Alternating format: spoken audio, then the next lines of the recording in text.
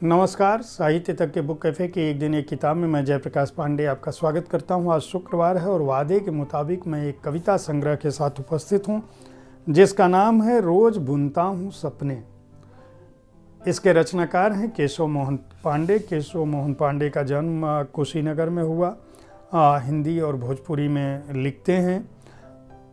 संभवामी युगे युगे ऑनलाइन ज़िंदगी उनकी किताब आ चुकी है हिंदी में। कटकरेज जिंदगी रोटी नाह, एक मुट्ठी सरसों कुछ चिंतन कुछ सुध, ये भोजपुरी पुस्तकें आ चुकी हैं। बहुत सारी पुस्तकों का उन्होंने संपादन किया है, सहलेखन किया है।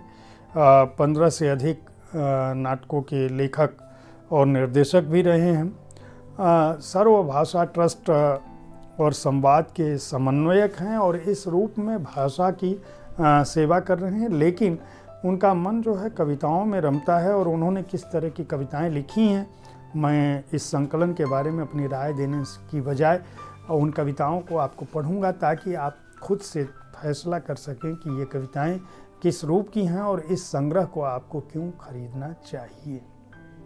रोज बुनता हूँ सपने एक कविता का शीर्षक है और जिस पर यह पुस्तक भी है। रोज बुनता हूँ सपने अपने ही किसी सुखद भविष्य के लिए नहीं, बुहार कर कंकड़ों को देने के लिए, कुछ स्वच्छ सीधा सपाट राजपथ अपनी जिम्मेदारियों का। अब भी रोज चुनता हूँ कलियाँ सजाने के लिए, प्रेयसी की घनी पलकों में नहीं, देने के लिए एक छोटी निश्चल मुस्कान अपने नन्हे भगवानों को, जिनकी हंसी खुशी और दुनिया निर्मित की है मैंने ही अपने रक्त से।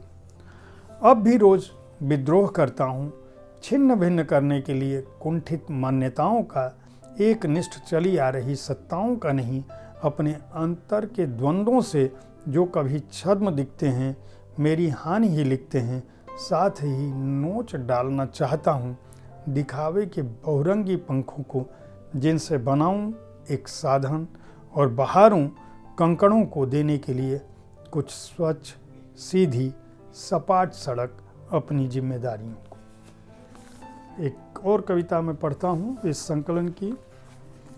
थोड़ी लंबी कविता है। बेटियां रचना करती हैं।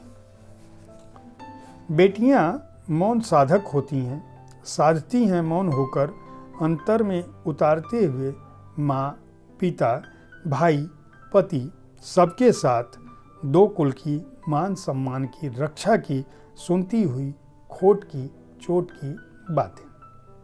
बेटियां सिद्ध होती हैं, पीड़ा हर लेती हैं हर प्रकार की, घर परिवार की, माँ पिता भाई पति की, समाज की, देश की और विस्तीर्ण धरती की, अनंत आसमान की भी। बेटियां वामनावतार होती हैं, नाप लेती हैं दुर्गम लक्ष्य, अकल्पनीय दूरी और धरती की सबसे ऊंची जगह एवरेस्ट को भी अथक पैदल चलकर। बेटियां रचना करती हैं ऋचाओं की, गार्गी घोषा अपाला बनकर, और देती हैं शिक्षा जीवन पर्यंत माँ बनकर।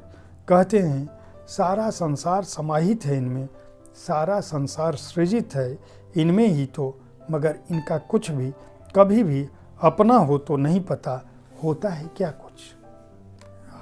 बहुत ही उम्दा कविताएं हैं। हे पूजनीय पिता, मैंने धरा धाम को देखा आपके कारण, अनुभव किया भावनाओं को अकारण ही मुस्कुराना, देखकर दूसरे की खुशी, आंसुओं को रोक न पाना, अपनी आंखों से देखकर पीड़ा दूसरों की, सीखा मैंने रोटी के टुकड़े करना निवाला मुंह में डालने से पहले। आपसे ही सीखा है रिश्तों को बटोरना, जिंदा रखना, बांध कर सजाना, जिंदगी के हर मोड़ पर गुनगुनाना, मुस्कुराना और चल पड़ना ताल ठोक कर। जिंदगी की राहों पर आपसे ही मिला जग में, मुझे मेरा नाम है, मेरा इस धरा धाम पर लाने के लिए, रास्ता दिखाने के लिए हे पूज्य पिता, आपको सत सत प्रणाम है। बेटी, पिता और सपने के बाद इस संग्रह से मैं एक आखिरी कविता पढ़ता हूँ जिसका शीर्षक है मेरा प्रेम और चाँद। रात में चाँद के नीचे बैठकर कोसने से नहीं मरेगा चाँद, नहीं उड़ेगी उसकी धूल रेत भी, नहीं ढहेगी उसकी चट्टानें। सब जानते हैं कि एक उपग्रह मात्र है चाँद, उसके पास अपनी चमक भी नहीं, फिर भी मैं उसे देखकर भूल जाता हूँ दिल्ली के सिग्नेचर ब्रिज का सौंदर्य, कनॉट प्लेस की रौनक और गुरुग्राम के एमजी रोड की अल्हड़ता। तो यह सत्य है कि तुम्हारे कोसने से कभी नहीं मरेगा चाँद, उड़ती रहेगी उस पर धूल रेत, लोग करते रहेंगे शोध पर शोध, तथा तार्किक होने के बाद भी स्त्रियां देकर उसे अर्घ्य तोड़ती रहेंगी अपना उपवास, फिर भी बना रहेगा चाँद।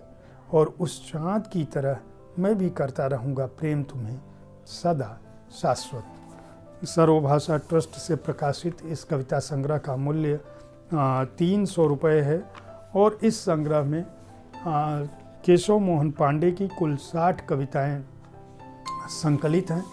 आप अगर कविताओं का शौक़ रखते हैं तो इस संग्रह को खरीद कर पढ़ सकते हैं। हार्ड बाउंड संस्करण में यह संग्रह है। उम्मीद है कविताओं पर आधारित हमारा यह कार्यक्रम आपको पसंद आ रहा होगा। इस कार्यक्रम में बुक कैफ़े में मैं हर दिन एक किताब में किसी एक पुस्तक की चर्चा करता हूँ।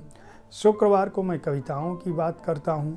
शनिवार को मैं आपके किसी पसंदीदा लेखक से उसके जीवन कर्म पर या उसकी किसी चर्चित पुस्तक पर शब्द रथी कार्यक्रम में बात करता हूँ। रविवार को मैं आपको सूचना देता हूँ कि किस प्रकाशक से कौन सी पुस्तकें बुक कैफ़े में चर्चा के लिए प्राप्त हुई। बुक कैफ़े को देखते रहें, अपनी राय से अवगत कराना न भूलें। हमें इस कार्यक्रम को बेहतर बनाने में हमें आपके सुझाव से मदद मिलती है। यह कार्यक्रम आपके लिए है। पुस्तकों की जानकारी रखें, पुस्तकें खरीदें, अपने को ज्ञानवान बनाते रहें। धन्यवाद।